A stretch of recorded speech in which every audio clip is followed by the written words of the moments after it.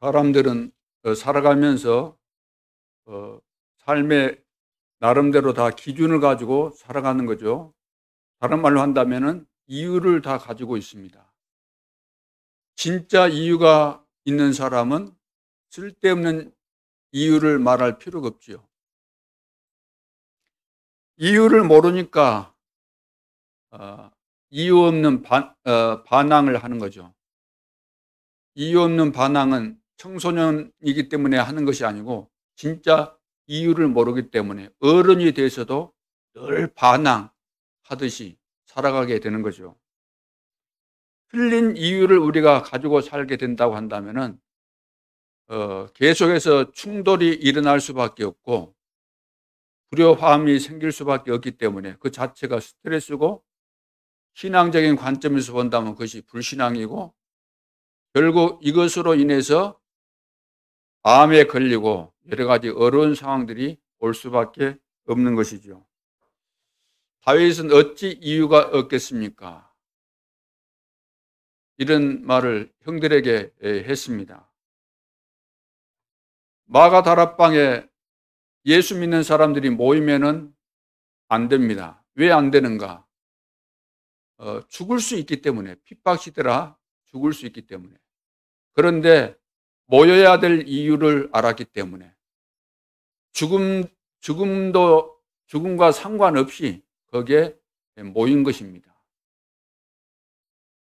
로마서 16장에 이런 30여 명의 제자들은 내가 살아야 되는 이유를 발견했기 때문에, 나는 전도자를 위해서, 내가 사는 목적은 세계 복음화인데 이 세계 복음화를 위해서 하나님께서 하시는 그 일, 전도자를 세워서 해 가시는 그 세계 복음화의 일에 나는 보호자 역할, 동역자 역할, 식주인 역할 등등등, 나는 이런 역할을 하면서 살아야 되겠다.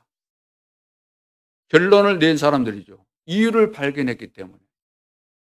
그래서 그들의 이름이 지금도 우리에게 이야기되고 있고, 주님 오시는 그날까지 이 30여 명의 제자들은 영원한 모델로, 승리한 그 시대의 제자들로 영원히 기억되게 될 줄로 믿습니다. 오늘 제목이 여호와께서 회막에서, 이런 제목입니다. 이제 성막이 세워진 후에 하나님께서 모세를 부르시고 모세에게 제사에 대한 이런 규정을 계시해 주고 있습니다. 이런 내용들을 통해서 레위기 속에 담겨져 있는 복음의 비밀을 바르게 이해하고 또 깨닫고 정리하고 내 삶 속에 이것을 정확하게 적용하고 응답받고 시대에 살리는 주역들이 다 될 수 있기를 바랍니다. 오늘 서론에서 시대의 이유입니다. 오늘 우리가 이 시대를 살아가는데 그냥 살아가서는 안 되겠죠. 우리는 하나님의 자녀고 전도자인데 시대의 이유를 분명히 알아야 되는데, 첫째, 9가지 여정 놓친 세계 교회입니다. 자, 이것 때문에 우리는 이 시대에 정말로 이유를 가지고 있기 때문에 이런 부분을 놓고 기도하면서 개혁을 하고 갱신하고 개혁하는 그런 전도자들로 세야 되겠고, 우리 교회도 이런 교회처럼 휩쓸려서 말려 들어가면은 우리는 망하는 것이고, 하나님께서 이런 교회를 살리라고 구별해서 세우셨기 때문에 교회를 살리는, 세계 교회를 살리는 모델 교회로 든든히 세야 될 줄로 믿습니다. 세계 교회가 무엇을 놓쳤길래 세계 교회가 지금 문을 닫을 수밖에 없는 이런 상황들이 오고 있는 것입니까? 9가지 여정을 놓친 거지요. 놓쳐버린 것을 회복할 수 있는 마지막 기회에 우리가 하나님 앞에 섰습니다. 9가지가 뭘까요? 미래 캠프입니다. 미래 캠프. 다시 말해서 미래를 보지 못하면은 우리 삶이라는 것은 소경처럼 살아갈 수밖에 없잖아요. 더듬거리면서, 지팡이 짚고 더듬거리면서 한 발자국 내딛는데도 확신 가지고 한 발자국을 내디딜 수 없는, 늘 조마조마하고 늘 불안해하고 그런 인생을 살아서는 절대로 안 되겠죠. 미래 캠프. 하나님께서 준비하신 오직을 볼 수 있는 미래 캠프. 미래를 우리는 정확하게 보고 가야 되는데 이것을 다 놓쳐버린 겁니다. 세계교회가 미래를 볼 수 없다는 거죠. 하나님은 미래를 말씀하셨고 미래를 가르쳐 주시는데 미래를 모르기 때문에 불신자와 수준이 똑같은 거죠. 오늘 우리 개인도 미래가 보여지도록 복음의 빛을 우리 속에 받아서 미래가 열려지는 축복의 시간표가 와야 될 줄로 믿습니다. 그리고 기도 캠프예요. 기도 캠프. 사람들이 지금 신앙생활하면서 기도를 한다고 하지만 전부 다 가짜 기도를 하는 겁니다. 가짜 기도. 응답이 될 수 없고 사단이 하라고 부추겨가지고 사단의 속임수에 걸려서 사단이 원하는 그런 기도를 하는 거 아닙니까? 창세기 3장 4절 5절. 전부 다 자기 중심, 자기 생각, 자기가 원하는 거, 육신적인 거, 세상적인 거 여기에 기준 삼아서 기도를 하고 있지 않습니까? 이런 기도는 만년을 해도 하나님이 응답하실 수가 없는 거죠. 그런데 응답이 와요. 왜? 사단이 응답을 주기 때문에. 그런데 그 응답은 진짜 응답이 아니고 우리가 낚시질할 때 미끼와 같은 겁니다. 완전히 그것을 물게 되면 사단에게 걸려들게 되는 거죠. 그러니까 응답인 줄 알았는데 결국 거기에 걸려서 평생 동안 마귀 따라다니면서 마귀의 종로로 하게 되는 거죠.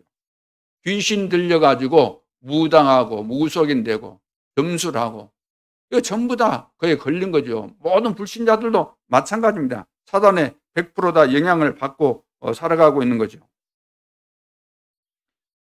그래서 나의 것, 우리의 것, 늘 이것만 가지고 기도하는 거죠. 이것 가지고 서로 다투고 또 이것 가지고 서로 자랑하고 나는 응답받았다. 그렇지만 그건 가짜 기도고 가짜 응답입니다. 하나님께서 우리에게 주시기 원하시는 기도는 어떤 기도일까요? 하나님께서 원하시는 것은 하나님의 계획을 구하는 올바른 기도하라는 거죠. 너희는 먼저 그의 나라와 그의 의를 구하라. 우리는 하나님께서 원하시는 그 뜻을 따라서 하나님의 계획을 따라서 하나님께서 이 시대에 원하는 것을 찾아서 나에게 주신 미션을 찾아서 그 기도를 해야 되는 거죠. 그래서 나의 기도라는 것은 다른 기도가 아니고 393 기도입니다. 보좌와 성삼위 하나님, 보좌 그리고 삼시대에 대한 이런 내용들 여러분들이 다 정리를 하시기 바랍니다. 이것이 바로 유일성의 응답이 올 수밖에 없는 그런 기도가 되는 거죠. 그래서 미래 캠프, 기도 캠프, 그 다음에 달란트 캠프를 해야 되는 달란트 캠프. 영원 속에서 오늘을 볼 수 있어야 되는 거죠. 하나님께서는 영원 속에서 세계 복음화의 계획을 세우셨고 우리를 부르시고 우리를 통해서 하기를 원하시는 미션이 있지요. 우리 개인에게 미션을 주셨고 하나님께서 이루어 가시는 하나님 나라의 이 시간표 속에서 그 달란트를 찾아내라는 거죠. 이것이 바로 영혼의 응답이 되는 거죠. 그래서 이것을 찾아내게 되면은 이제 서밋이 되는 거죠. 요셉 봐보세요. 감옥에 가도 노예로 팔려가도 누면 쓰고 감옥에 가도 이 비밀을 깨달았기 때문에 이 비밀을 누리고 있기 때문에 서밋이 되잖아요. 보디발의 집도 살리고 감옥에 갔는데 감옥 안에 있는 장관도 살리고 더 나가서 바로왕 앞에 갔는데 바로만 살릴 뿐만 아니라 애굽을 살리고 모든 세계를 살리는 이런 축복의 자리에 들어가게 된 것입니다. 이것이 바로 달란트 캠프입니다. 다시 말해서 나에게 와 있는 달란트, 하나님께서 나를 위해서 준비해 놓은 것을 내가 찾아내야 되는데 못 찾아내고 있다는 거죠. 이걸 찾아내는 것이 바로 캠프인 것입니다. 그래서 내 인생이 미래에 대해서 분명히 봐야 되는 것이고 하나님께서 원하시는 기도를 해야 되는 것이고 또 나에게 주어진 달란트를 찾아내야 되는 것이기 때문에 이런 캠프가 분명히 필요하고 네 번째는 평생 달란트입니다. 렘넌트에게 우리가 적용을 해야 되겠죠. 물론 어른들에게도 적용돼야 되는 거죠. 그러나 놓쳐버린 그런 부분들이 많이 있습니다. 평생 달란트. 이것이 뭐냐면은 우리 렘넌트는 어릴 때 평생 내가 가야 될 그 길을 결론 내고 가야 되는 거죠. 이걸 보고 성인식. 그리고 평생 받은 달란트, 이것을 전문화시켜야 되는 거죠. 전문성. 이것이 바로 사명식입니다. 그리고 평생 현장성, 이제 현장으로 가야 되기 때문에 이걸 보고 파송식이라 그럽니다. 이것도 평생 달란트, 평생 전문성, 평생 현장성, 이것도 여정 속에 있는 거죠. 그러면서 플랫폼이 되어야 되는 것입니다. 7번째는 플랫폼. 성막, 성전, 교회는 플랫폼입니다. 모이라고 하나님께서 교회당을 주시고, 또 모든 우리 구원받은 성도가 교회인데 성도들이 함께 모여서 예배하도록 하나님께서 말씀하셨기 때문에 이것은 플랫폼이 되어야 되는 거죠. 그래서 나라는 존재도 내가 가는 곳마다 사람이 모여들어야 되잖아요. 내 주변에 어려움당한 사람, 모든 사람들이 나에게 와서 답을 찾을 수밖에 없는, 그것이 바로 플랫폼 역할을 하는 내가 되는 거죠. 그리고 내가 하는 업이 그냥 단순히 돈만 버는 그런 차원이 아니고 돈 벌어야 될 분명한 이유를 가진 사업과 기업을 하면서 빛의 경제를 회복해서 흑암에 덮여있는 세상을 살리는 이런 일을 하기 때문에 내가 하는 사업 중심으로 사업가들이 몰려드는, 이것이 바로 플랫폼 역할을 감당하는 나의 업이 되는 것이고, 내가 처한 현장에 나를 구심점으로 해서 사람이 살아나는, 이것이 바로 플랫폼 역할을 감당하는 것입니다. 이것이 237 나라로 확대되어져서 복음운동하는 모든 곳에 이 플랫폼 역할을 하는 제자들이 심겨질 수밖에 없는, 이런 결론을 내야만 우리가 24시가 되어질 수밖에 없는 거죠. 그러면서 워치타워가 뭘까요? 8번째, 파수망대죠. 파수망대, 우리말로 한다면은 파수꾼, 망대에서 그 성을 지키는 파수꾼, 나를 지키고 그 성 안에 있는 모든 사람을, 백성들을 지키는 파수꾼. 이런 역할, 내 한 사람이 적어도 성을 지키고 한 나라를 살리고 한 지역을 살리고 237 나라를 살리는 이 파수꾼, 영적 파수꾼. 마지막 9가지는 안테나입니다. 안테나. 다 소통시키는 거죠. 나와 우리 가정, 나와 우리 교회, 나와 우리 지역. 그리고 237 나라와 5천 종족에게 다 소통시키는. 지금 비대면 시대, 온라인을 통해서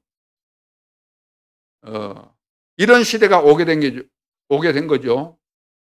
대면화 시대처럼.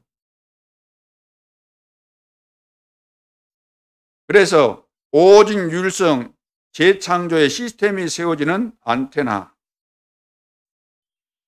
이것은 영원한 축복이 아닐 수가 없습니다. 서밋이 되어지면 이런 축복 속에 들어가게 되는 거죠. 지금 세계 교회가, 모든 세계에 흩어져 있는 하나님의 자녀들, 성도들, 구원받은 백성들이 이런 축복을 받아 누려야 되는데도 불구하고 이런 비밀을 다 놓쳐버렸기 때문에 어떻게 보면은 영적인 거지 혹은 육신적인 거지까지 되어버리는 이런 상황들이 오게 된 것입니다.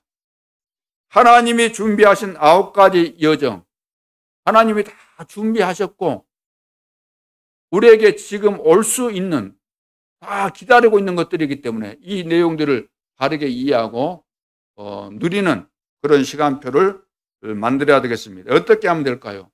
묵상과 깊은 호흡을 통해서 의식적으로 이제 이 언약을 붙잡고 기도하고 의식적으로 또 호흡도 하고 그러면서 건강도 회복하고 하나님께서 준비하신 이런 완전한 영적인 축복, 영육간의 모든 축복을 회복하는 시간표가 되어야 되겠습니다. 자, 어른들이 안 되는 원인이 뭘까요? 안 되는 원인은 어릴 때 중요한 것을 놓쳐버렸기 때문에, 어릴 때 이런 부분이 안 된 거 아닙니까? 어릴 때 청소년기에도 안 되고, 미래 캠프, 기독 캠프, 달란트 캠프, 또 성인식, 사명식, 파송식 이런 거 다 안 해봤지 않습니까? 이런 걸 모르고, 이런 과정도 모르고, 그 결과로 어른이 되어서 돼야 될 텐데, 당연히 돼야 됨에도 불구하고 안 되는 원인이 바로 여기에 있는 것이죠. 그래서 9가지 여정을 찾아라. 하나님께서 준비하신 것을 찾아라. 나에게 준비해 놓은 것을 찾아라.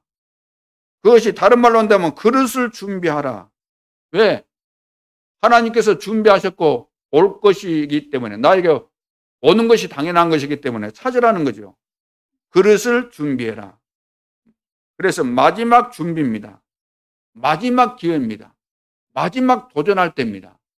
기회라는 것이 언제든지 있는 거 아니지 않습니까? 시간은 자꾸만 지나가는데, 흘러가는데.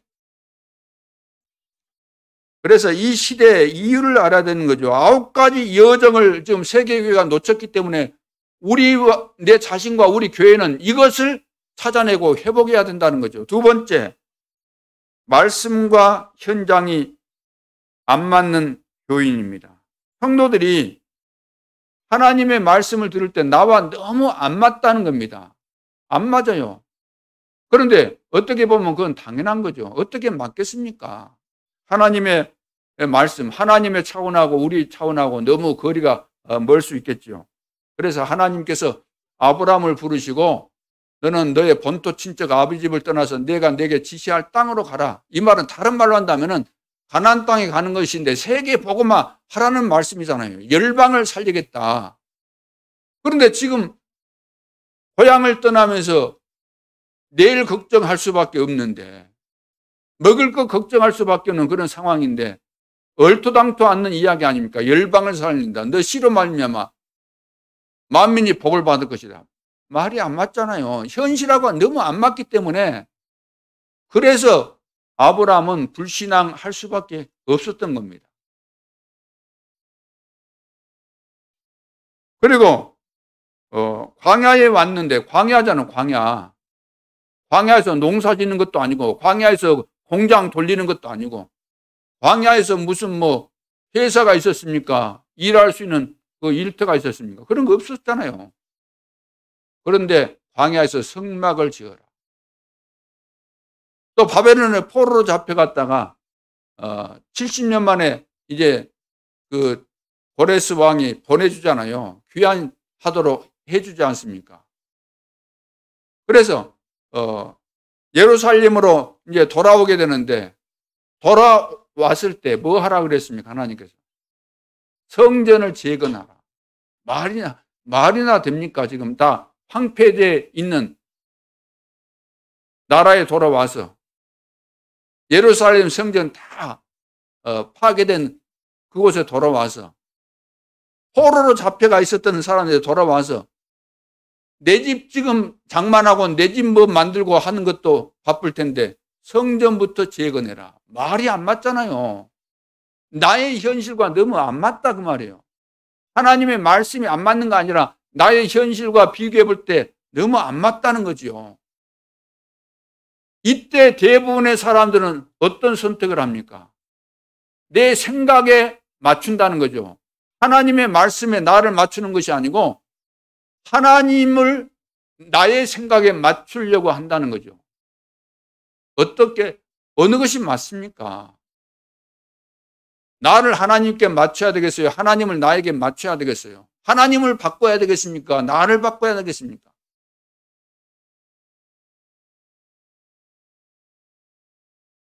즉 237 나라, 그러면 이해를 거의 못하는 237 나라에 대해서. 왜?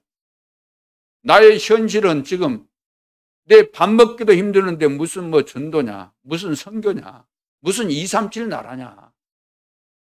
나는 지금 신경질 나서 죽겠는데, 돈벌이가 안 되는데, 직장도 잘렸는데, 은퇴했는데, 237 나라 이해가 안 되는 거죠. 마음에 와 닿지 않는 거죠.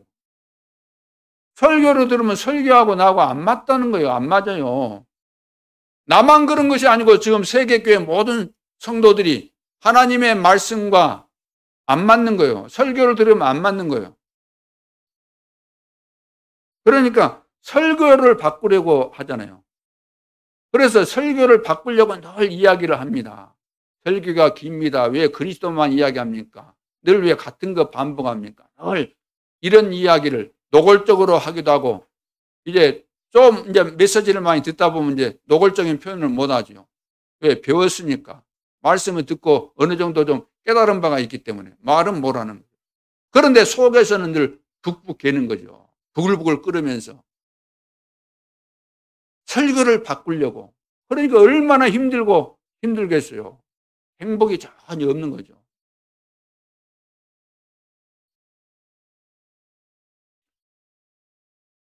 오늘부터 우리가 하나님 앞에 섰을 때 주님이 어떤 말씀을 하시든지 나는 이 말씀에 100% 공감하고 아멘합니다.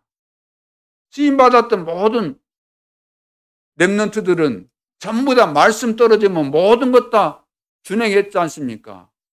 노아도 그렇고 모세도 그렇고 다 준행했다 그래요. 다. 자기한테 안 맞아도 다 준행했다는 거죠. 우리는 맞는 것만 골라서 하려고 하니까 골라잡기 하면 되겠어요.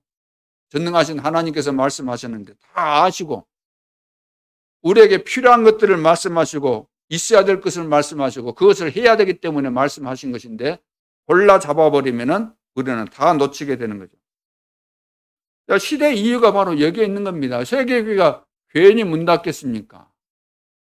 괜히 성도들이 교회 떠나겠습니까? 왜 성도들이 방학을 합니까? 신앙생활에는 방학이 없는데, 교회 떠날 이유가 없는데, 하나님은 지금도 살아계시고 나와 함께 하시고 인도받으면 반드시 응답받고 승리하게 되어 있는데 떠난다는 이유는 하나님과 지금 소통이 끊어졌다는 거죠. 응답도 안 되고 아무것도 안 되기 때문에. 지금 그럴 수밖에 없는 이유가 여기 있는 겁니다. 하나님께서 준비하신 9가지 여정을 모르고 가기 때문에 얼마나 불안하겠습니까? 더듬거리면서 불안해서 가고 있는 거죠. 갈 수 없는 겁니다.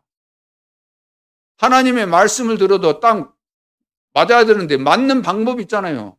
믿고 순종하고 나아가면 맞게 돼 있는 것인데 이 근본이 안 돼 버리기 때문에. 세 번째, 혼자 가야 할 깊은 기도가 안 되고 있습니다. 어떤 상황에 놓여도 혼자 할 수 있는 깊은 기도. 요셉이 혼자 했잖아요. 노예로 팔려갔는데도, 누명 썼을 때도, 감옥에 있는데도 혼자 깊은 기도가 된 겁니다. 여호와께서 요셉과 함께 하셨다. 다윗도 도망 다니면서, 다윗이 양 치면서, 골리앗과 싸울 때도 혼자 깊은 기도 다 되어진 거죠. 다니엘도, 세 친구도, 에스더도, 엘리사도, 사도 바울도 시대마다 쓰임받았던 중요한 전도 제자들은 혼자 가져야 될 깊은 기도를 다 했습니다. 그런데 이것이 지금 세계 교회가 안 되고 있다는 겁니다. 오늘 우리도 이 기도가 안 된다고 한다면 다를 바가 없는 거죠. 세계 교회가 무너진 것처럼 우리도 무너지는 시간표가 올 것이기 때문에. 그렇다고 한다면 깊은 기도의 시간을 회복해야 될 줄로 믿습니다. 그러니까 이 깊은 기도의 시간이 안 되니까 깊은 생각을 할 수밖에 없잖아요. 창세기 3장으로 계속 돌아갑니다. 부시렁거리죠. 내 뜻대로 안 되면 막 울퉁불퉁 하면서. 그렇게 해서 어떻게 우리가 승리하겠습니까? 그래서 393, 이 분명한 하나님은 보좌에 계셔서 성삼위 하나님이 보좌에 계시면서 우리와 함께 하시고 우리에게 오력을 주시잖아요. 시공간을 초월해서 237 나라에 빛을 비추면서 역사하시는 그 하나님. 잃어버렸던 형상을 회복시키시고 생명을 회복하고 에덴 동산의 이런 축복을 다 회복시키시는 하나님. 3시대를 열어가시는 하나님. 3교회를 말하는 거 아닙니까? 사도시대, 중직자시대, 후대를 위한 이런 시대, 이런 시간표, 이런 시간표를 가지고 하나님께서 역사하시기 때문에 이것을 붙잡고 우리가 기도하라고. 정시기도부터. 그러면서 렘넌트의 여정 9가지 이걸 가지고 또 우리는 삶 속에서 무시로 계속해서 기도하고 25 응답이 뭐죠? 내가 누구인가? 내가 누구인가에 대한 정체성을 회복하고 나는 누구죠? 남은 자, 순례자, 정복자다. 그리고 내가 이런 비밀을 깨닫게 되면 생명걸 가치를 발견하게 되는 것이고 여기에 우리는 올인하게 되는 거죠. 절대 헌신할 수밖에 없게 되는 거죠. 이것이 바로 영원한 축복입니다. 그래서 반드시 이 기도를 하게 되면 응답이 올 수밖에 없죠. 어떻게 응답이 오죠? 말씀이 보이는 겁니다. 말씀을 들을 때마다. 그러면서 치유가 일어날 수밖에 없죠. 말씀이 보여지니까. 이거 바로 기도입니다. 그러면서 능력이 나타나게 되는 거죠. 무슨 능력이죠? 뭐 자랑하고 그런 능력이 아니고 세계 복음화할 능력을 말하는 것입니다. 증인이 되는 거죠.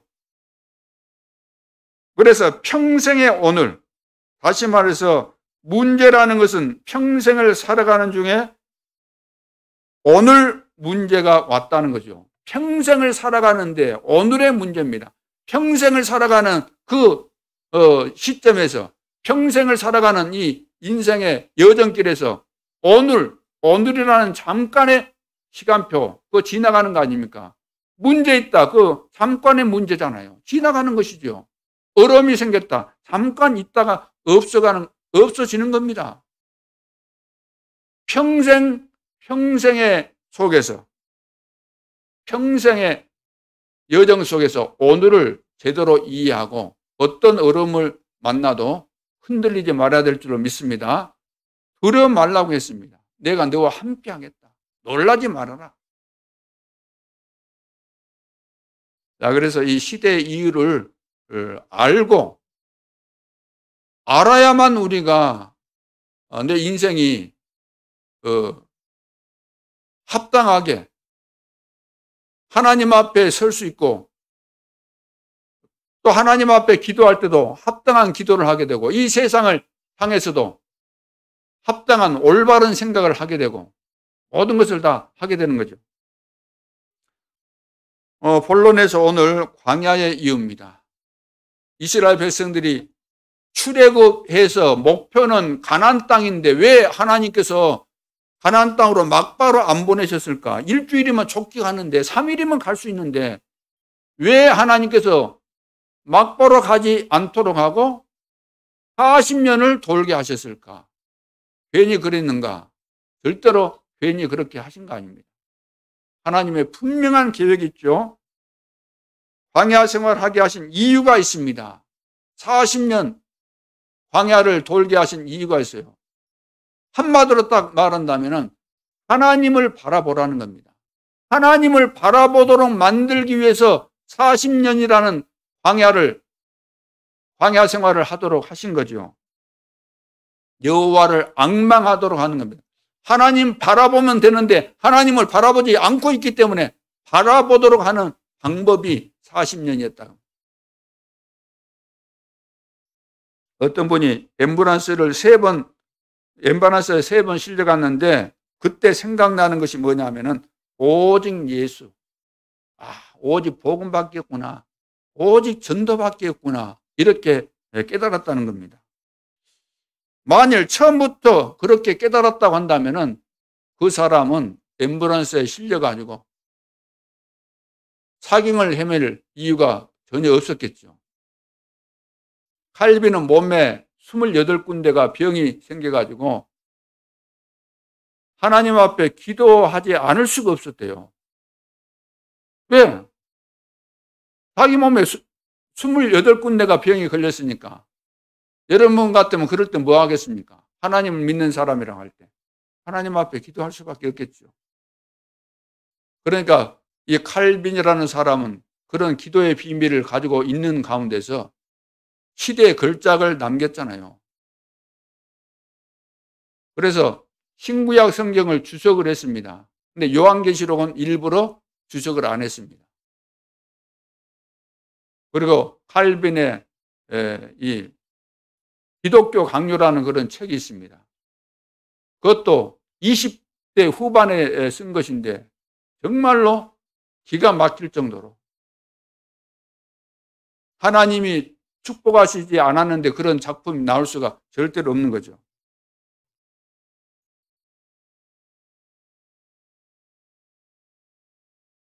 우리나라에도 그 한참 막 부흥의 불길이 일어났다고 하는 70년, 80년대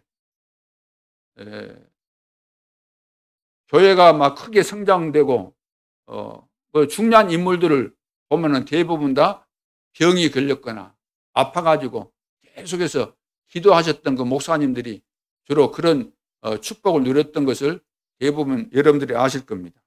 이 말이 무슨 말입니까? 주님을 바라봐야 된다는 겁니다. 하나님은 하나님의 자녀가 하나님 바라볼 때 그때 모든 것을 주시는 거죠. 바라볼 때 깨닫게 해주시고 바라볼 때 응답을 주시고 바라볼 때 인도해 주시고 바라볼 때 증거를 주시고 바라보라는 거예요. 바라보라 이 말이 무슨 말입니까? 여호와를 앙망하라 그랬잖아요. 바라봐라. 하나님을 믿으라는 거죠. 하나님을 믿으니까 우리가 갈팡질팡할 때 하나님 앞에 질문하고 답을 찾고 어떻게 해야 될 것인지 늘 질문하고 그래 하라는 거죠. 기도하라는 거죠. 그래서 주를 바라볼 수 있는 비밀이 전부 다입니다. 오로지 주님을 바라보면은 다른 데 바라봤다가 뭐 또 상황 바뀌면 또 주님 바라봤다 왔다 갔다 그거 아니고 오로지 주님 바라보면은 에베소 6장 18절 말씀대로 무시로 성령 안에서 기도하게 돼 있는 것이죠. 데살로니가전서 5장 17절 말씀대로 쉬지 않고 기도할 수밖에 없게 되는 거죠. 그래야만 우리가 레위기가 어떤 내용인지 신명기, 민수기, 신명기 이런 것이 이해가 됩니다. 자, 여호와를 바라보면 될 텐데 왜 안 되는가 그러면 왜 안 되는가? 바라보면 되는데 왜 안 바라봐질까? 당연히 우리가 여호와 바라봐야 되잖아요. 하나님의 백성이. 근데 이스라엘 백성들 봐보세요. 당연히 바라봐야 되는데도 불구하고 바라봤어요? 안 바라봤어요? 안 바라봤다는 거예요. 그래서 계속해서 40년이 걸리고 그 정도가 아닙니다. 그 다음에 이제 또 포로로 잡혀가고 23개 나라에 흩어져서 학살당하고 비참한 역사를 이루어가는 거죠. 그것이 뭐냐면은 믿음이 안 돼 있다는 거죠. 믿음의 확립이 안 돼 있기 때문에 여호와를 바라볼 수가 없는 거예요. 믿음 확립이 안 돼 있는 거죠. 믿음이 없으니까 하나님은 믿음을 회복시켜서 하나님을 바라보도록 해서 하나님의 계획을 깨닫게 하고 인도하시고 기적을 이루시고 하나님이 하시는 역사를 모든 사람들이 보도록 만드는 그 일을 해 가시는데 믿음이 확립이 안 돼 있기 때문에 이것을 확립시키기 위해서 40년을 사용하신 것입니다. 그래서 노예 근성을 가지고 있었잖아요. 이스라엘 백성 노예로 430년 동안 있었으니까 노예 근성 이거 다 뽑아내기 위해서 그래서 40년 광야 생활을 하게 한 겁니다. 그리고 애굽 문화 애굽에서 오래 살았으니까 애굽 문화 그 풍속이 딱 몸에 배 있는 거예요. 그래서 이것은 믿음 확립에 있어서 걸림돌이기 때문에 믿음 확립이 안 되면은 가나안 땅에 설령 들어가도 잡혀 먹습니다. 그 문화에 젖어들 수밖에 없고 실패할 수밖에 없어요. 그래서 하나님은 애굽 문화를 다 바꿀 수 있도록 광야 40년을 허락하신 거죠. 그리고 광야에 나와가지고 또 근성이 있잖아요. 광야라는 것은 지나가는 코스인데 거기서 계속해서 나온 것이 뭐냐면 원망하고 불평했잖아요. 이런 근성이 있습니다. 한 번 하고 두 번 하고 계속해서 상황만 바뀌면은 좀만 어려움이 생기면 문제 오면 당장 원망하고 당장 불평하고 자, 이것을 바꿔야만 믿음의 사람이 되는 거죠. 여러분이 순간순간 늘 기도가 나온다면 틀림없이 현장은 변화될 줄로 믿습니다. 순간순간 기도한다고 한다면 틀림없이 여러분들이 직장 생활에 또 사업을 할 때 증거 일어나게 될 줄로 믿습니다. 두 번째, 첫째는 믿음 확립이고 두 번째는 하나님의 증거를 보게 하신 거죠. 광야 40년은 하나님의 증거를 보게 하시려고, 보도록 만들려고 이스라엘 백성들도 보고 주변에 있는 사람들도 나라들도 봐야 되기 때문에, 그래야만 근성 버리고 또 미련도 버릴 수밖에 없죠. 하나님의 증거를 봐야만, 아, 그렇구나, 하나님 살아계시구나, 나와 함께 하시구나, 약속하신 대로 반드시 성취되구나, 이 증거를 봐버리면 흔들릴 이유가 없게 되는 거죠. 근성 다 뽑혀 나가게 되는 거죠. 내가 어떻게 주를 바라볼 것인가를 생각해야 됩니다. 그렇죠. 내가 어떻게 주를 바라봐야 될까? 여러분 어떻게 주를 바라보고 있습니까? 어떻게? 주님을 바라보는, 저는 주님을 바라보는 것이 뭘까요?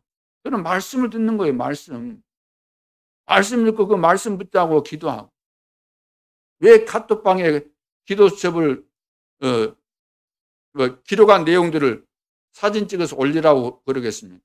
나 오늘 하나님을 바라보고 이 메시지 붙잡고 나 하나님 바라봤다. 같이 우리가 하나님 바라보자. 우리는 공동체 아니냐? 같이 바라보자. 교회가 뭡니까? 교회.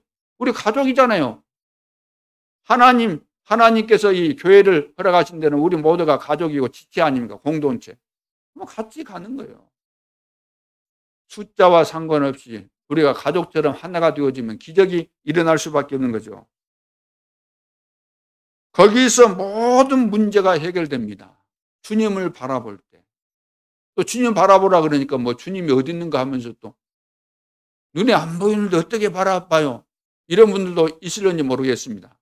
그런 의미가 아니고, 주님 바라본다는 것은 주님이 하신 말씀을 내가 그것을 붙잡고 나는 이 말씀대로 순종하겠습니다. 이 말씀 따라가겠습니다. 그래서 붙잡은 거 아닙니까? 그것이 기도죠. 출애굽기 14장 1절로 13절을 보니까 홍해 앞에서 주를 바라본 모세, 주를 바라봤죠.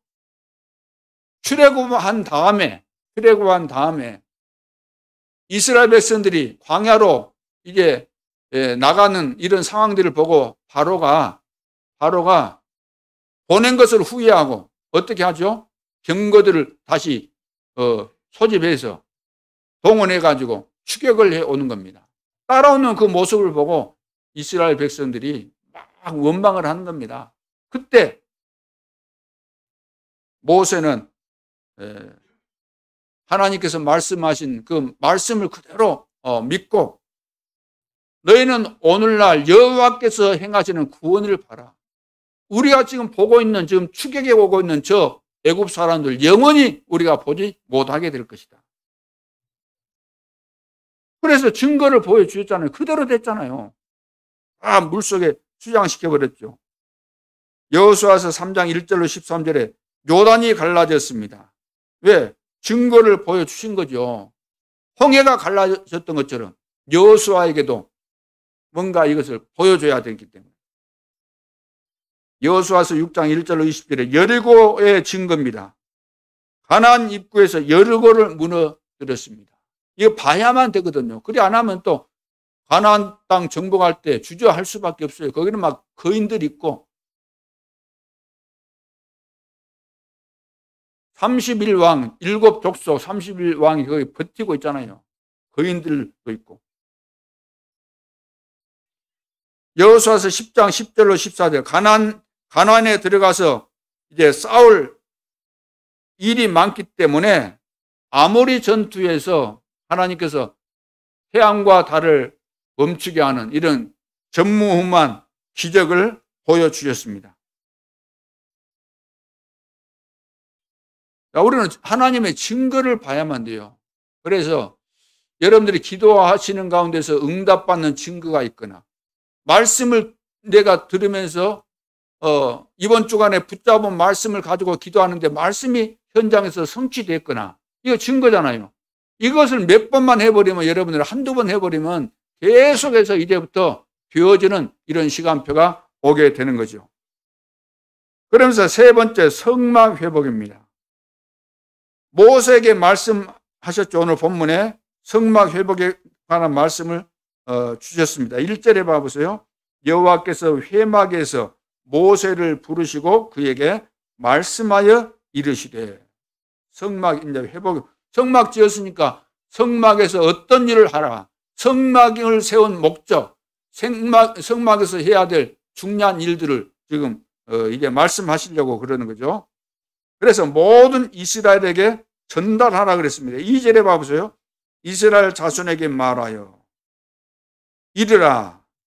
내가 너에게 이제 성막에서 해야 될 제사 드리고 하는 이런 것을 다 말할 텐데 너는 이것을 이스라엘 백성들에게 다 전달해서 같이 이것이 되어지도록 해라. 그런 말씀이죠.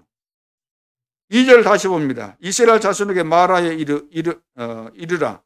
너희 중에 누구든지 여호와께 뭐라고 했어요? 예물을 드리려거든. 무슨 예물이 뭐예요? 예물이 뭘까요? 그전 성경에는 개역 성경에 보면 지금 우리는 개정판인데 좀 두루뭉실하게 번역된 데가 많이 있어요. 여기는 제물을 말합니다. 제사 드릴 때 그 제물, 양과 소 이런 거 드릴 그 제물을 말하는 거예요. 예물 그러면 누가 쉽게 알겠습니까? 예물을 드리려거든. 제물을 드리려거든. 가축 중에서 소나 양으로 예물을 드릴지니라 그랬죠. 예물을 드리지나. 가축이라 그러는데 그전에는 성경에 보면 생축 그랬어요. 살아있는 그 가축을 말해요. 살아있는 거. 죽은 것 말고 살아있는 것을. 그래서 소나 양으로 예물을 드리라. 그러니까 희생 제물을 말하는 겁니다. 희생 제물. 제물도 예를 들어서 흠 있거나 이런 것은 안 된다는 거죠. 그런 내용들이 이제 쭉 계속해서 나올 것이기 때문에. 그래서 출애굽기부터 신명기까지 제일 많이 나오는 단어가 뭘까요? 성막입니다. 성막. 왜 하나님께서 성막을 짓게 하셨을까요?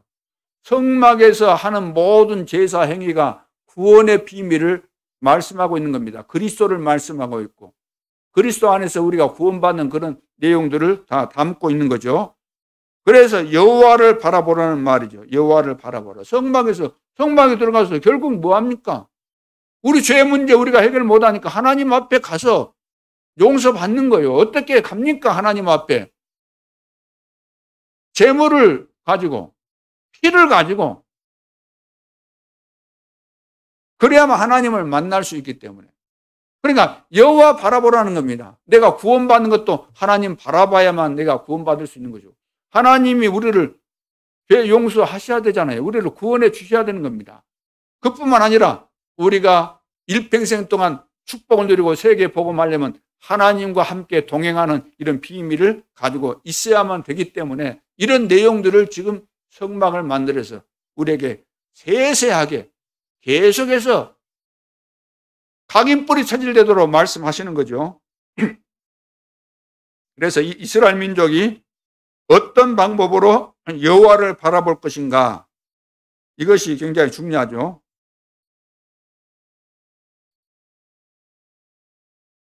그래서 두 번째, 예배 성공은 모든 것의 성공입니다. 그러니까 달랑 우리는 예배 받네, 예배 드렸네. 아이고, 오늘 나 예배 드렸어. 오늘 예배 드렸으니까 일주일 또 살다가 예배 또 주일날 나와서 드리면 되지. 그런 차원이 아니다. 예배를 성공해야 돼요. 예배 성공. 예배만 보고 가지 말고, 예배 시간에 졸다가 가지 말고, 예배 시간에 눈도장만 찍고 가지 말고 예배 성공을 하셔야 돼요. 첫째, 말씀을 어떻게 받아야 예배에 성공할 수 있는가?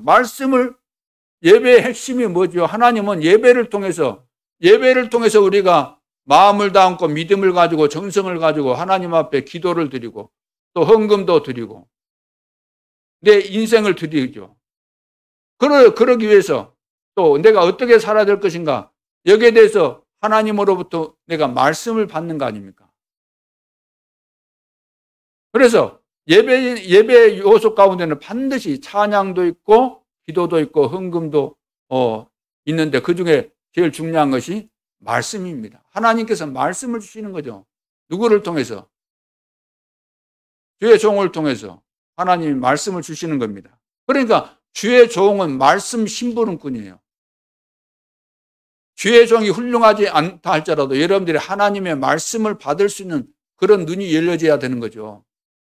우체부가 떼보라고 곤보라고 해서 기분 나쁘다고 편지를 안 받는다고 한다면 그 사람이 더 이상한 사람 아닙니까? 배달부니까 전달해주면은 배달부 쳐다볼 거 뭐 있습니까? 그 편지를 보고 기뻐하고 즐거워해야지. 거의 다가 체질 따라서 말씀을 받습니다. 자기 체질 따라서.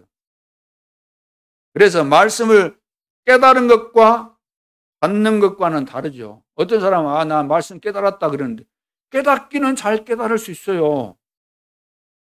말씀 많이 듣고 아는 것은 많을 수 있어요. 그러나 그 말씀을 내가 받아들이는 것하고는 다르다 그러면. 대부분 교회 안에서 문제 일으킨 사람은 너무나 아는 것이 많은 사람들. 그런데 안 받아들이기 때문에 늘 이것이 불평이 나와서 늘 불만이 생겨가지고 그래서 늘 싸우고 그러는 거 아닙니까? 그래서 교회가 분열되고 세계교회는 지금도 분쟁 중에 있습니다. 계속해서 심각하게. 그래서 하나님 말씀을 받을 때는 굉장한 가치와 의미를 가지고 우리가 받아야 됩니다. 그냥 하나님께서 우리에게 은혜 주시는 거 아니고 하나님은 이 시대 속에서 영원한 축복의 비밀을 우리에게 주시고 이 시대에 우리가 어떻게 시대의 재앙을 막을 것인가, 왜 나를 부르셨는가, 그 굉장한 의미를 가지고 우리를 부르셨기 때문에 그냥 은혜 받으면 되지, 오늘 최고 은혜 받아야 되겠다, 그런 차원으로 서면 안 되는 거죠. 오늘 여기 모인 것은 세계 복음화의 여정의 한 시간표입니다. 한 시점입니다. 세계 복음화의 여정이 흘러가는 그 시점이라는 거죠. 그 지점. 그래서 말씀을 어떻게 우리가 받아야 예배에 성공할 수 있는가? 자, 실패한 사람들을 봐보세요. 말씀을 받았는데 실패한 사람들은 원망해서 그래요. 아까 이야기했잖아요. 홍해를 가르고 이제 건너가야 되는데 이때 이제 애굽에서 막 군대들이 추격해 오는 것을 보고 백성들이 뭐라고 합니까? 모세에게 애굽에 매장지가 없으므로 당신이 우리를 이끌어내어 광야에서 죽게 하느뇨. 어찌하여 당신이 우리를 애굽에서 이끌어내어 이같이 우리에게 하느뇨. 애굽에 그대로 있도록 하지 왜 이끌어내가지고 여기서 죽게 만드냐. 애굽에서 막 고역을 하고 죽을 지경에 대해서 하나님 앞에 살려달라고 부르짖고 해가지고 모세를 통해서 구출해 놨더니 한다는 소리가 봐보세요. 앞뒤가 안 맞잖아요. 이 원망한 사람들은 다 실패한 사람들입니다. 그리고 출애굽기 32장에 보면은 무슨 일이 있었습니까? 1절로 6절에 쭉 보면은 모세가 하나님 앞에 지금 하나님이 불러서 말씀 받으러 갔잖아요. 10계명을 받아가지고 이제 내려오는 그 시간표인데 늦게 온다고, 빨리 안 나타난다고 그 소리를 못 참아가지고 그래서 아론을 부축해가지고 우리를 여기까지 인도한 신을 우리가 만들어달라. 그래서 그 신에게 우리가 예배해야 되는 거 아니냐. 그렇게 해서 뭐 금반지, 금목걸이 이런 거 폐물 다 걷어가지고 그걸 녹여서 금송아지 만들고 제사를 지내고 있었다는 거예요. 그래서 이 광경을 보고 모세가 하나님이 친히 기록해 준 그 두 돌비 10계명 들고 가다가 그걸 깨버리잖아요. 너무 화나서. 실패한 사람들. 하나님이 세밀하게 인도하셨는데도 불구하고 우상에게 잡혀가지고. 그래서 자기 생각대로 하는 사람들은 실패할 수밖에 없죠. 그 자기 생각이 어떤 생각입니까? 어디에서 나온 생각입니까?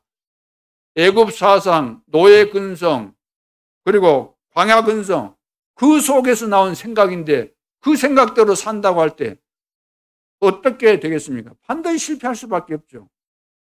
그러면 성공한 사람들은 어떻습니까? 출애굽기 3장 18절로 20절 모세에게 주신 말씀이죠. 모세는 그 말씀 그대로 실천했습니다. 희생제사 드리러 가야 되기 때문에 가서 말해라. 장로들에게 말하고 유사들에게 말하고 그래서 바로에게 가서 또 말해라. 그대로 한 겁니다. 말씀 받은 모세는 승리했습니다. 출애굽기 14장 1절로 이제 쭉 보면 13절에 보면은 막 이스라엘 백성들이 원망하고 그럴 때 너희는 가만히 있어서 오늘 여호와께서 행하시는 구원을 봐라. 다시는 영원히 우리가 저 사람들을 보지 못하게 될 것이다. 왜 못 보죠? 하나님 다 죽이시니까. 여호수아서 1장 1절로 9절 여호수아에게 주신 말씀 너는 두려워하지 마라. 너가 밟는 땅을 이미 너에게 주었다. 담대하라. 내가 너와 함께한다. 모세와 함께한 것처럼 너와 함께하겠다. 놀라지 말아라. 말씀을 받았습니다. 주신 말씀을 받았죠. 자, 이런 사람들은 다 성공한 사람들이죠. 그래서 말씀을 바르게 받으면은 역사가 일어납니다. 출애굽기 14장 21절로 29절에 보니까 홍해의 기적, 홍해가 갈라졌잖아요. 말씀을 그대로 받으면 이런 역사가 일어나죠. 여호수아서 3장 1절로 13절, 6장 1절로 20절, 10장 10절로 14절, 요단의 기적, 모세에게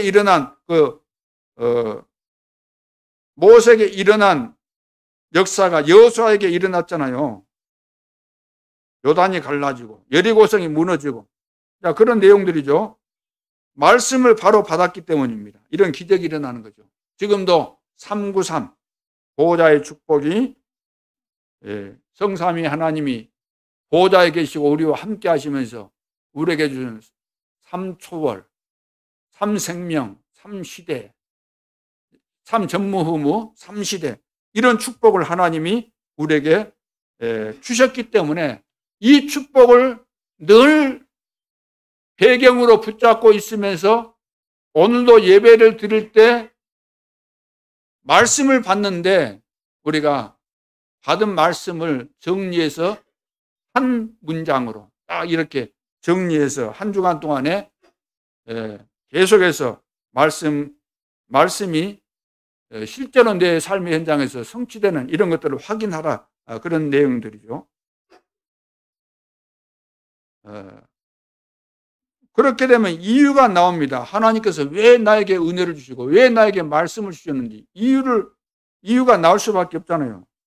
하나님께서 이런 만남의 축복을 주려고 그랬구나. 내가 존재하는 이유가 있잖아요. 내 삶 속에서 하나님이 함께 하시면서 증거를 주시고 또 예배를 통해서 하나님께서 최고의 응답을 주시고 이렇게 하나님께서 말씀을 바르게 받으면 역사가 일어나게 하시는 거죠. 세 번째는 중요한 것은 예물입니다. 중요한 축복을 지속하는 것이 회막이죠. 거기 히브리서 11장 14절이 아니고 11장 1절로 4절인데 아무리 예배해도 복음 알지 못하면 헛일이 되는 겁니다. 가인과 아벨이 하나님 앞에 제사했는데 가인의 예배는 하나님이 안 받았어요. 아벨의 예배만 받았어요. 왜? 믿음으로 드렸고 예물이 증가한다 그랬잖아요. 예물이. 믿음으로 아벨은 더 나은 제사를 드렸다 그랬어요. 이 그리스도의 비밀이 있는 예배를 제사를 드린 거죠. 레위기 1장 2절 말씀대로 아무리 우리가 제사해도 희생 제물을 알지 못하면은 제사가 되지 않습니다. 하나님이 받질 않아요. 그 자체를. 들어갈 수가 없는 겁니다. 근데 지금은 이런 것들이 다 완성됐기 때문에 뭐 제사 드리고 그럴 필요가 없어요. 그러나 지금은 이제 다 그리스도를 통해서 완성됐기 때문에 우리가 그리스도를 바라보고 그리스도께서 하신 일 속에서 모든 축복이 이제 실제화됐기 때문에, 그럼 어떤 배경 속에서 이렇게 됐는가 우리가 알아야 되기 때문에 구약 성경을 우리가 바르게 이해하는 것이 중요한 부분이죠. 그래서 세 번째, 지금 완성된 말씀입니다. 요한복음 2장 12절로 25절까지 보면 예수님께서 성전에 오셔가지고, 예루살렘 성전에 오셔가지고 거기서 대청소를 했습니다. 대청소. 그런 사건이 나오죠. 막 비둘기 파는 거 막 뒤집었고, 동전 파는 거 뒤집었고. 왜 여호와의 집을, 기도하는 집을 강도의 구례를 만들었냐? 대청소를 합니다. 다시 말해서 예수님이 이제 오신 것은 완성된 거 아닙니까? 근데 예수님 오셨는데도 불구하고 알아보지는 못하는 거예요. 말을 해도 못 알아먹고. 성전 그건 이제 다 예수님이 오심으로 인해서 다 그 성전에서 하는 것은 다 끝난 거예요. 아직도 안 끝나가지고 지금 한쪽 벽만 남은데 그거 쳐다보고 있으면서 기도하고 있잖아요, 지금. 유대인들이. 자, 그리스도를 통해서 다 완성됐습니다. 그래서 예수님께서는 성전에 대한 말씀도 하셨잖아요. 성전을 헐어라. 사흘 만에 내가 일으키겠다. 그게 이해를 못한 거죠. 유대인들은 그 자기들 예루살렘 그 성전 그것밖에 이해 못하는 거죠. 근데 예수님은 자기 육체를 이야기한 거다 그랬잖아요. 그래서 성전에서 구약시대 때는 우리가 구원받는 비밀에 대해서 다 말씀하고 있지만 예수님이 오심으로 인해서 예수님이 다 이루셨다 그랬잖아요. 마태복음 17장 1절로 8절, 엘리야도 사라지고 모세도 사라지고 예수만 남았다. 완성되었다. 오직 예수 그리스도의 말만 들어라. 그분이 하나님이고 그분이 구원자다.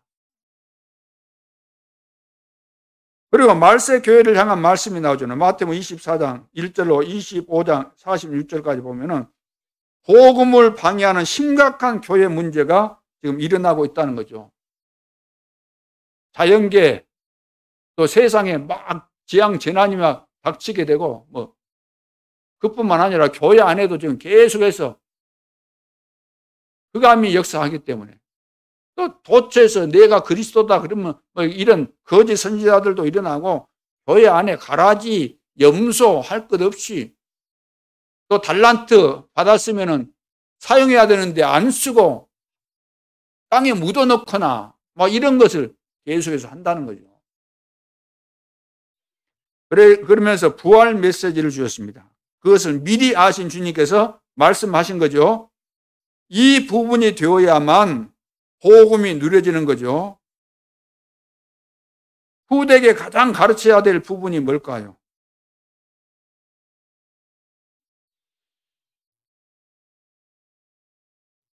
그래서 예수님께서는 제자들에게 만민에게 가라. 땅끝까지 가라. 모든 민족에게 가라. 그랬습니다. 오늘 우리는 이 비밀을 삶 속에서 누리고 친한 사람이 있으면 만나는 사람이 있으면 어떻게 해서든지 내가 만난 그리스도, 내가 받은 축복, 내가 받은 증거를 간증하려고 늘 해야 돼요. 여러분 어떻습니까? 어떻게 하면 사람 만나면 이것을 어떻게 유도해서 이 말을 할까? 내가 만난 그리스도를 말해줄까? 그것이 그 머리를 쓰려고 한다면 그런 쪽으로 써야 돼요. 어떻게 말을 이끌어서 어떻게 해가지고 이 말을 할 것인가? 여호와를 앙망하는 자, 이사야 40장 31절. 오직 여호와를 앙망하는 자에게 샘을 주신다 그랬어요. 오직 성령 충만하면 땅끝까지 내 증인이 될 것이다.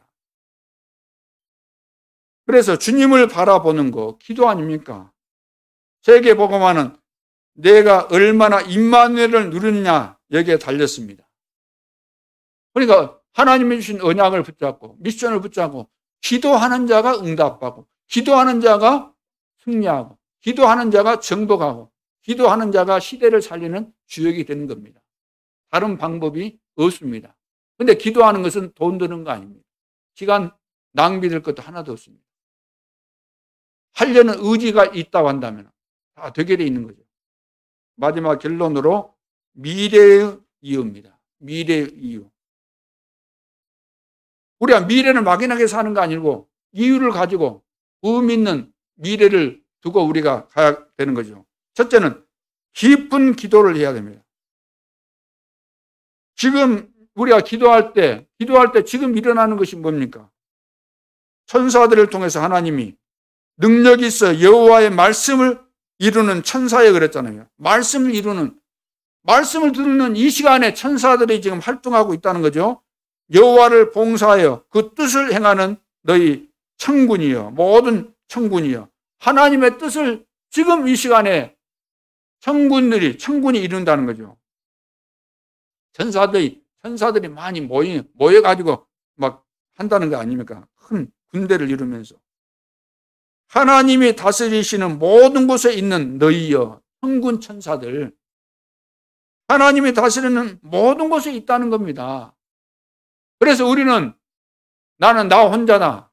혼자처럼 보이지만 혼자가 아닙니다. 주님이 나와 함께 하시고 천군 천사를 동원해서 하나님이 다스리는 모든 곳에 역사하시기 때문에 또 우리를 도우라고 천사들 만들었다고 말씀하시지 않습니까? 히브리서 1장 14절에. 그래서 지금 일하고 있는 이 천사들의 활동 꼭 여러분들이 기억하시고 깊은 기도를 해야 됩니다. 그러면 흑암이 무너지고 치유가 일어나고 미래가 보여질 수밖에 없죠. 두 번째, 캠프 시대를 열어라. 전번에도 말씀드린 것처럼 이제 구체적으로 9가지 캠프 시간표, 9가지 캠프에 대해서 말씀을 하셨습니다. 그래서 하나님의 시간표를 본 사람들은 다 응답받게 돼 있어요. 응답 24가 이 내용이죠. 그래서 9가지 캠프가 오직 캠프, 설명을 다 드릴 수 없기 때문에 오직 캠프, 유일성 캠프, 그 다음 재창조 캠프, 무속인 치유 캠프, 다섯 번째 귀신 들린 자 치유 캠프, 사도행전 16장에 나오죠. 우상 병든 자 치유 캠프, 사도행전 19장 8절로 20절에 나옵니다. 데살로니가 회당 캠프입니다. 사도행전 17장 1절로 9절, 고린도 회당 캠프, 사도행전 18장 1절로 4절, 에베소 회당 캠프, 사도행전 19장 8절로 20절.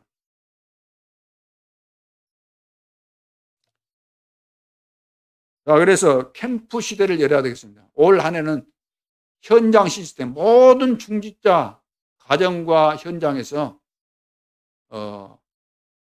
현장을 살리는 시스템이 세워지는 그래서 캠프 시대를 여는 그런 축복의 시간표가 될 수 있기를 바라고, 마지막 세 번째는 70인 제자 운동을 하라. 70인 제자. 올해 우리가 해야 될 중요한 그 과제 아닙니까?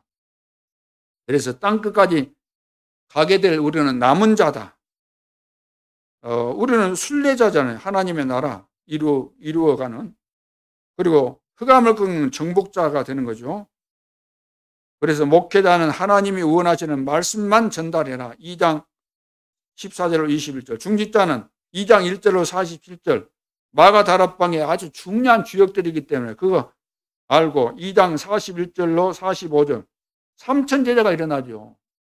중직자를 통해서. 그러면서 물질도 차고 넘치잖아요. 자기 재산과 소유를 팔아서 나눠주고 그러니까. 그럼 렘넌트는 2장 46절로 47절. 날마다 성전에 있든지 회당에 있든지 예수가 그리스도라는 비밀을 말하고 거기서 포럼하고 이런 거 하라는 거죠. 미래 이제 교육자들, 우리 또 렘넌트들은. 그래서 회당으로 들어갔다. 회당으로. 자, 보호자의 축복. 성삼위 하나님께서 보호자에 계시면서 보호자의 축복이 우리에게 임하게 하시는 거죠. 그래서 회막에서 보좌에 계신 주님이 회막에서 모세에게 말씀하신 그대로 성취되었던 것처럼 오늘도 교회를 통해서 주신 시대의 미션이 그대로 성취될 줄로 믿습니다. 하나님 그리고 하나님 말씀 설교를 바꾸려고 하지 말고 그대로 받으시기 바랍니다. 깊은 기도를 하고 캠프 시대를 열고 70인 제자 숨겨져 있기 때문에 찾겠다는 믿음을 가지고 실제로 현장에서 도전하는 우리 임마누엘 예수교회 모든 성도들 될 수 있기를 주님의 이름으로 축원합니다. 기도드리겠습니다. 하나님 은혜를 감사합니다. 하나님께서 준비하시고 우리에게 주신 미션을 따라 한 말씀도 바꾸지 않고 100% 아멘 하면서 그 말씀 그대로를 순종하고 삶에 적용하고 그 말씀대로 도전하는 세계 복음화의 멋진 모델 전도자들 다 될 수 있도록 역사에 주옵소서. 지금도 살아계신 주 예수 그리스도 이름으로 기도하옵나이다. 아멘.